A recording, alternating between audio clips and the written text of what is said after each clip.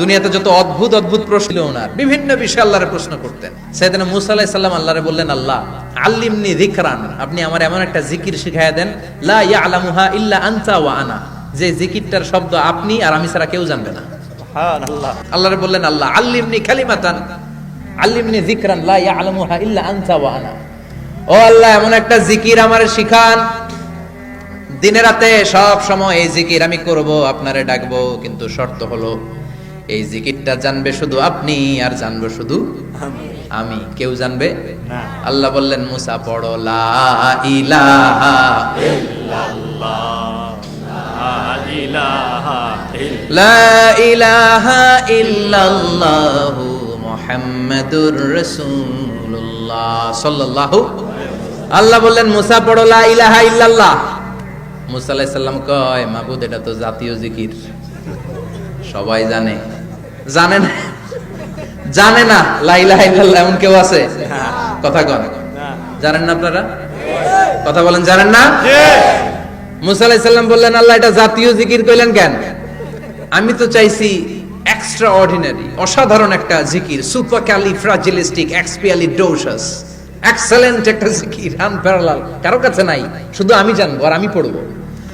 আল্লাহ বললেন, মুসা এই লা ইলাহাকে যদি এক পাল্লায় রেখে দাও, তামাম বিশ্ব, সাত আকাশ, সাত জমিনটারে তুলে যদি তুমি আরেক পাল্লায় রেখে দাও, লা রাজাহাত কাফাতু লা ইলাহা ইল্লাল্লাহ, মুহূর্তের মধ্যে লা ইলাহার পাল্লা ভারী হয়ে যাবে। সুবহানাল্লাহ। ও মুসা, তুমি যতই এক্সক্লুসিভ জিকির চাও, লা ইলাহার চেয়ে দামি জিকির আমার কাছে নাই।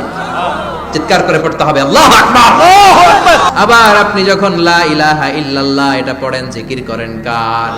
ঝিনুকের ভেতর লুকিয়ে থাকে যেমন মতি, ঝিনুকের ভেতর লুকিয়ে থাকে যেমন মতি, কালমা শাহাদাতে আছে আল্লাহর জ্যোতি, কালমা শাহাদাতে আছে আল্লাহর জ্যোতি।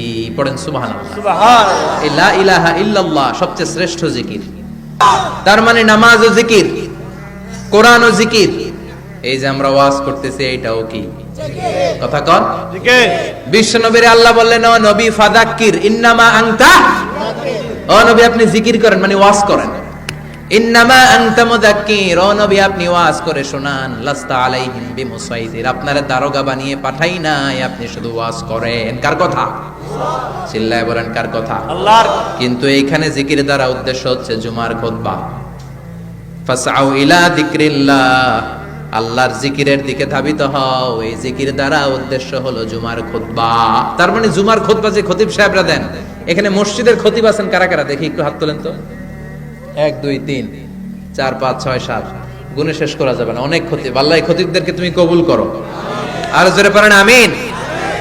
এই যে যিকরুল্লাহ, ফাসআউ ইলা যিকরিল্লাহ দ্বারা আল্লাহ তাআলা জুমার খুতবাকে বুঝিয়েছেন। কি বুঝিয়েছেন?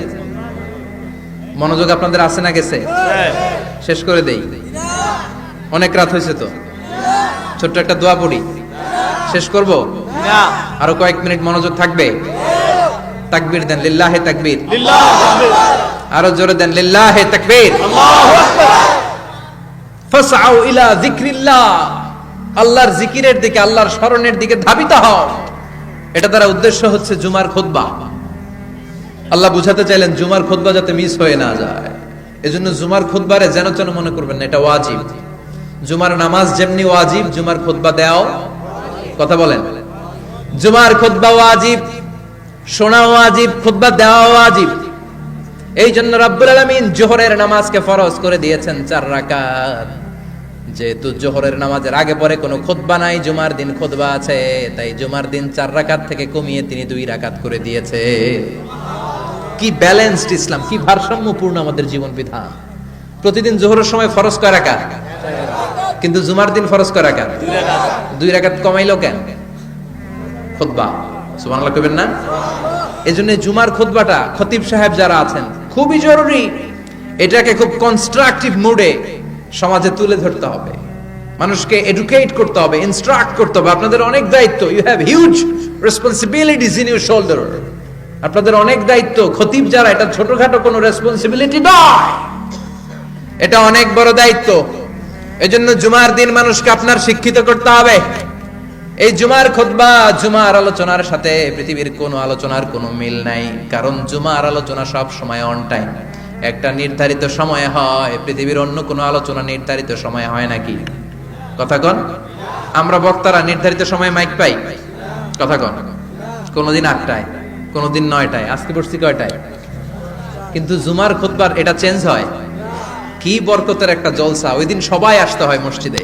ফুল টাইম নামাজি এরা আসে, পার্ট টাইম নামাজি এরা আসে, বেনামাজি এরাও আসে, আস্তিক এরা আসে, নাস্তিক এরাও আসে, আওয়ামী লীগ আসে, বিএনপি আসে, জাতীয় পার্টি আসে, জামাত ইসলাম আসে, হেফাজতে ইসলাম আসে, তাবলিগের ভাইয়েরা আসে, পীরের মুরিদেরা আসে, সবাই আসে। তাহলে এটা জরুরি দিন না? তাফসির মাহফিলের সাথে জুমার একটা মৌলিক পার্থক্য হচ্ছে, তাফসির মাহফিল আমাদের ধরে রাখতে হয়। কি করতে হয়? ধরে না রাখলে শ্রোতা উঠে যায়। কিন্তু জুমার খুতবা কি ধরে রাখা লাগে? কথা কন। ওঠার সুযোগ আছে, কারণ সামনে কি জুমার নামাজ। সুবহানাল্লাহ কইবেন না? এটা অনেক জরুরি। এজন্য জুমার খুতবা যারা দেন এরা বিশ্বনবীর দায়িত্ব পালন করেন। আল্লাহু আকবার। বিশ্বনবীর মাদানী ইনিংস কয় বছরের? 10 বছর। বিশ্বনবীর মাদানী ইনিংস শুরু হয়েছে মসজিদে নববী তৈরি করার মধ্য দিয়ে। বিশ্বনবী মসজিদে নববী তৈরি করার পর মসজিদে নববীর খতিব হিসেবে দায়িত্ব নিলেন। সুবহানাল্লাহ।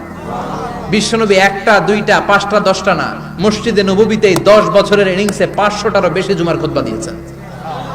সুবহানাল্লাহ। বাড়িতে যায় বলেন কত খুতবা?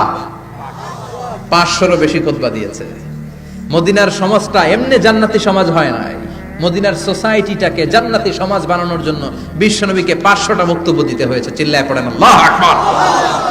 প্রতি সপ্তাহে যে আয়াতগুলো নাজিল হতো বিশ্বনবী এগুলো নিয়ে কথা বলতেন। এই সপ্তাহে যে সমস্ত আয়াতগুলো নাজিল হলো ওই আয়াতগুলো নিয়ে বিশ্বনবী জুমার দিন খুতবার মধ্যে কথা বলতেন। এই সপ্তাহের মধ্যে রাষ্ট্রীয় যত ক্রাইসিস আছে এই সমস্যাগুলো নিয়ে বলতেন। এই সপ্তাহে সমাজের মধ্যে বড় বড় যত ঘটনাগুলো ঘটে গেল এগুলো নিয়ে বিশ্বনবী জুমার দিন কথা বলতেন। সুবহানাল্লাহ। এজন্য খতিব যারা আছেন জুমার আলোচনাটা অনেক কনস্ট্রাকটিভ, ফ্রুটফুল হতে হবে, কোরআনের আলোকে হতে হবে। বিশ্বনবী জুমার খুতবা দিচ্ছেন, হঠাৎ বিশ্বনবী দেখলেন হাসান আর হুসাইন লাল 2টা জামা পরে জুমার মসজিদের মধ্যে ঢুকে একবার কাতারের এইদিকে দৌড় মারে, আরেকবার ওইদিকে দৌড় মারে। ছোট বাচ্চাদের এরকম দৌড়াদৌড়ি আছে না নাই? রাজা মেহরও আছে। ছোট বাচ্চাদেরকে মসজিদে ঢুকতে দেন তো না বের করে দেন? বের করে দেয়। সর্বনাশ। বাচ্চাদেরকে মসজিদ থেকে বের করবেন না, কখনোই বের করবেন না। তুরস্কের বিভিন্ন মসজিদে বড় বড় ফেস্টুন দিয়ে লেখা থাকে তারাবির নামাজে, জামাতের নামাজে মুরব্বীরা যখন সামনে নামাজ পড়বে পিছন থেকে যদি ছোট বাচ্চাদের চিল্লা চিল্লি আর কিচির মিচির শব্দ শুনতে না পাওয়া যায় তাহলে ভবিষ্যৎ প্রজন্ম নিয়ে আপনারা চিন্তিত থাকুন। পিছনে যদি বাচ্চাদের হই হুল্লোড় না থাকে, চিল্লা ফাল্লা না থাকে, তার মানে নেক্সট জেনারেশন এগুলো মুসল্লি হবে না, এগুলো হবে ডাকাত। এজন্য এরা বিভিন্ন প্রজেক্ট চালু করেছে। 40 দিন টানা ফজরের নামাজ যে ছোট বাচ্চারা মসজিদে এসে পড়বে ওই প্রজেক্টের আওতা থেকে একটা করে সাইকেল দিয়ে দেওয়া হচ্ছে। সুবহানাল্লাহ কইবেন না? কুয়েতে আরেকটা প্রজেক্ট করছে, ফজরের নামাজে মুসল্লি নাই। কুয়েতের এই প্রজেক্ট হচ্ছে marriage project, second marriage project, দ্বিতীয় বিবাহ প্রকল্প। কি কাজ এই প্রকল্পের? তারা ঘোষণা দিল মসজিদে ফজরের সালাতে মুসল্লি পাওয়া যায় না, তো যারা যারা ফজরের নামাজে মসজিদে আসবে না, টাইমলি আসবে না, তাদেরকে মসজিদের টাকা দিয়ে মসজিদের অর্থায়নে দ্বিতীয় বিবাহের ব্যবস্থা করে দেওয়া হবে। এই ঘোষণা দেওয়ার পর থেকে ওই এলাকার কোন মহিলার তাহাজ্জুদ মিস হয় না। ফজর তো অনেক দূরে, তাহাজ্জুদের সময় থেকে হাজবেন্ডের ডাকা শুরু করে মসজিদে যাও, তাড়াতাড়ি তাড়াতাড়ি কোথায় যাও, কারণ মসজিদে না গেলে দ্বিতীয় বিয়ে আছে না নাই? সুবহানাল্লাহ কইবেন না? অটে প্রজেক্ট, অটে প্রজেক্ট, কত চমৎকার প্রজেক্ট। এই প্রজেক্ট গুলো নেওয়ার দরকার আছে না নাই? এজন্য ছোট বাচ্চাদেরকে মসজিদ থেকে তাড়িয়ে দেওয়া যাবে না, এদেরকেও নিয়ে যান। এরা হাসতে খেলতে চলতে ফিরতে, আমি বাইরের যত জায়গায় তারাবি পড়েছি, অনেক দেশে তারাবি পড়েছি রমাদানে, ছোট বাচ্চারা পিছনে অনেক কিচির মিচির করে, হঠাৎ অ্যানাউন্সমেন্ট দেয় বাবা মারা ছেলে মেয়েদেরকে শান্ত করেন, কিছুক্ষণ শান্ত, 2 রাকাত পরে আবার চিল্লাচিল্লি, আছে না নাই? তো ওরা যদি না চিল্লায়, ওরা যদি লাফালাফি না করে, লাফালাফি কি 80 বছরের মুরব্বী করবে? কথা কয় না। মুরব্বী লাফালাফি করলে এটা মানাবে? ছোট বাচ্চারা লাফালাফি করবে, একজন আরেকজনের কামড় দিবে, কাঁচের গ্লাস ভাঙবে, এটাই পৃথিবীর সৌন্দর্য। চিল্লায় বলেন ঠিক কিনা? চিল্লায় বলেন কয়টা? আবার বিশ্বনবী জুমার খুতবা দিতে দাঁড়ালেন। এক সাহাবী এসে বসে বলল, বিশ্বনবী বললেন, কুম, দাঁড়াও। 2 রাকাত পড়ছো? সাহাবী কয় না, পড়ি নাই। বিশ্বনবী বললেন, ইরকা রাকাতাইন, 2 রাকাত পড়ো। সাহাবী 2 রাকাত পড়া শুরু করলেন, বিশ্বনবী আবার খুতবা দেওয়া শুরু করলেন। খুতবার নিরবিচ্ছিন্নতাকে ভঙ্গ করে বিশ্বনবী তাকে দাঁড়াতে বললেন, 2 রাকাত নামাজ পড়তে বললেন। তার মানে খতিব সাহেব মন গড়া শুধু খুতবা দিয়ে যায় না, ডানে বায়ে কোথায় কি হচ্ছে সবকিছু নজরে রেখে, কন্ট্রোলে রেখে, সামাজিক সব সমস্যার কথাগুলো তুলে ধরে অসামাজিক কার্যকলাপের বিরুদ্ধে হুঙ্কার দিয়ে জুমার প্ল্যাটফর্মটাকে শক্তিশালী করাই হচ্ছে একজনের খতিবের দায়িত্ব। চিল্লায় এখন ঠিক কিনা? এ কাজই করেছেন বিশ্বনবী 500টা খুতবায়। আবার বিশ্বনবী দাঁড়িয়ে খুতবা দিচ্ছেন, এক সাহাবী এসে বলেন, নবী, মদিনার মধ্যে পানি নাই, অনাবৃষ্টি, দুর্ভিক্ষ, আপনি একটু দোয়া করেন যাতে বৃষ্টি হয়। কিসের দোয়া?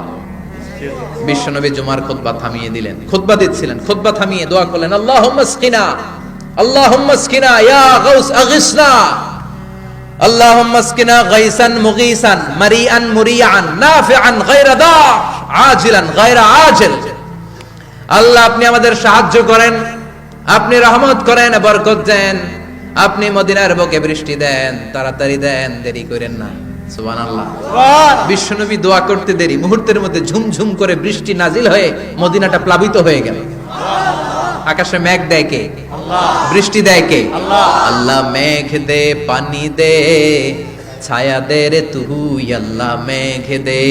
পড়েন পড়েন, আল্লাহ মেঘ দে, পানি দে, ছায়া দে রে তুই, আল্লাহ মেঘ দে। সবকিছু দেয়ার মালিক কে? আল্লাহ। বৃষ্টি দেয় কে? আল্লাহ। মেঘ দেয় কে? আল্লাহ। বিশ্বনবীর দোয়ার বরকতে বৃষ্টি নামলো।